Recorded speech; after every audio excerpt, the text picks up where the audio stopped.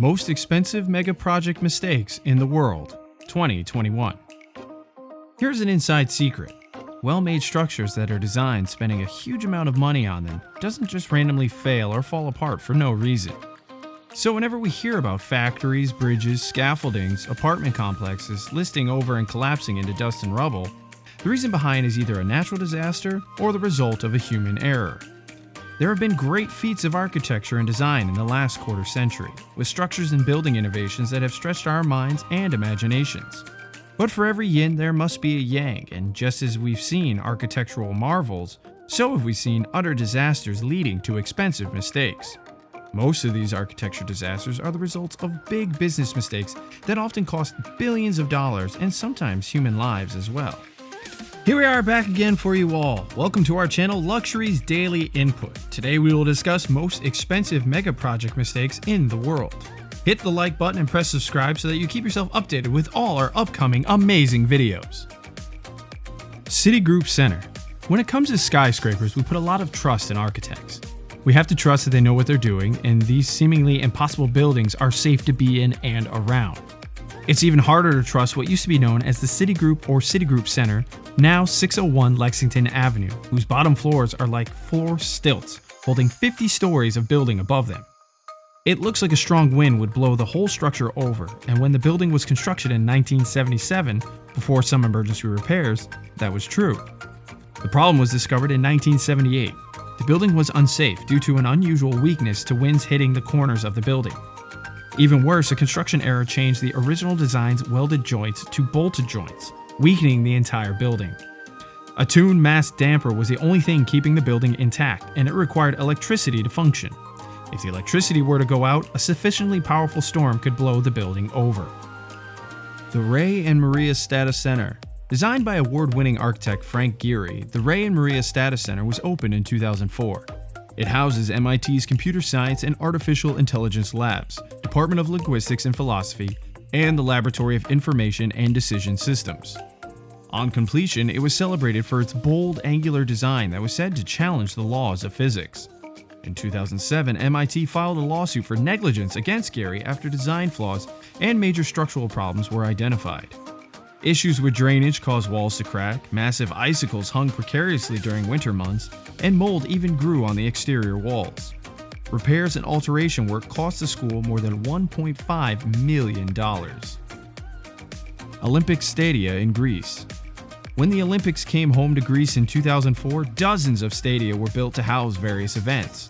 These range from baseball, kayaking, to even table tennis, field hockey, and judo. The vast majority of these are now vacant and remain unused to this day. They are now secured in padlocked fences and patrolled regularly by security.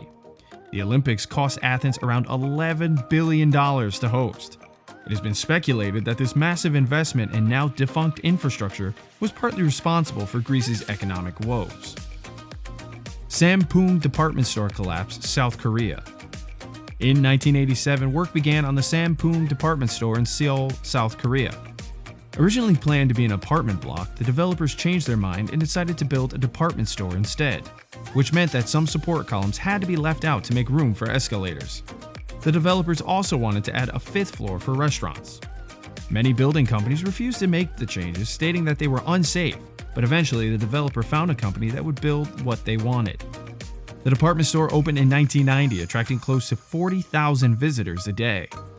In April 1995, cracks began to appear on the fifth floor ceiling, forcing the store to close the fifth floor. Just 2 months later, in June 1995, the south wing of the building collapsed. The Sampoong department collapse is considered one of the deadliest building collapses, killing 502 people and injuring more than 1,500. An investigation proved the cause to be the developers' inability to abide by building standards and the addition of that fifth floor. The Rugyoung Hotel, North Korea. Intended to be used as a 3,000-bedroom hotel, Ryugyong has yet to take any guests, let alone actually open. Construction commenced in 1987 and was halted in 1992. Amazingly, the entire project had cost the North Korean around 2% of its budget over the last few decades. To this day, it still remains unfinished, unopened, and unoccupied. Even in its complete state, it is reportedly the 22nd largest skyscraper in the world. Money shortages and faulty engineering appear to be the main causes of this aborted building. The Millennium Dome in London. Built to celebrate the coming millennium and designed by Richard Rogers, the dome's opening was highly anticipated. Despite its promising future, it became a bit of an anticlimax. It has 12 yellow steel support towers representing each of the months of the year. The dome's diameter is also 1,200 feet, representing every day within a year. Nice touch. The dome is sited on the Greenwich Peninsula in London and is said to have cost around $1.25 billion to build. It opened to the public on January 1, 2000, but failed to attract its estimated 12 million visitors. That year, it only attracted around 6 million visitors, the author being one, and closed shortly afterward. The dome underwent a further $40 million decommission with a subsequent redevelopment several years later to be reborn as a music venue. It is now known as the O2 Arena. Dubai Aquarium.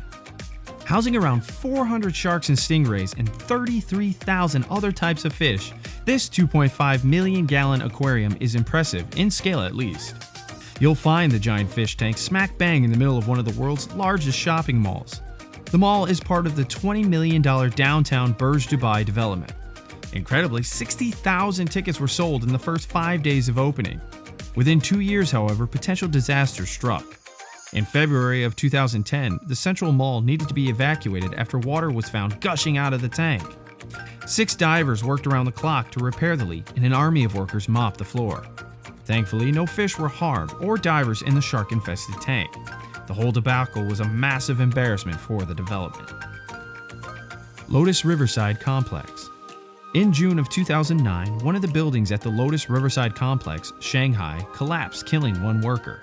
Rushed and low-quality construction techniques ultimately doomed the project. All 15 stories of the apartment block, one of 11 in the complex, was almost completed when it fell. The collapse cost not only a worker's life, but the dreams of hopeful families and investors. Half of the units had already been sold at around $60,000 apiece. Understandably, many of the prospective tenants demanded a refund. As you'd expect, the government was less than impressed. 9 officials were arrested and tried under claims of causing serious accidents. 6 of them were later found guilty. The Burj Khalifa, Dubai. While it's the tallest building in the world, it's also the skyscraper with the steepest problems. It took $1.5 billion to build the building formerly known as the Burj Dubai, and the final product includes offices, apartments, and a hotel. The structure was completed in January of 2010, though it had debt problems from the start. Dubai's economy suffered tremendously due to a financial crisis, and its government was obliged to take the multi-billion-dollar bailouts from Abu Dhabi. Part of the loan agreement was that they renamed the Burj Dubai after United Arab Emirates President Khalifa bin Zayed Al Nahyan. Just 1 month after its grand opening, the building closed to the public due to electrical problems on the observation deck located on the 124th floor. Reports speculated that there were electrical problems throughout, but the building's owner never confirmed. Whatever the cause, it put a huge damper on the excitement. Tickets to the observation deck had been selling out daily at over $27 apiece. The building reopened to the public February 14, 2010. But will it forever be known as the tallest building in the broke city? From building malfunctions, cranes collapsing, and simple errors of judgment, the last decade has seen some serious construction disasters. With billions wasted on faulty construction and thousands of lives lost in recent years, safety experts have been forced to reassess the way sites operate. Like, comment, subscribe to the channel, and hit the bell icon so that you will not miss any amazing upcoming videos.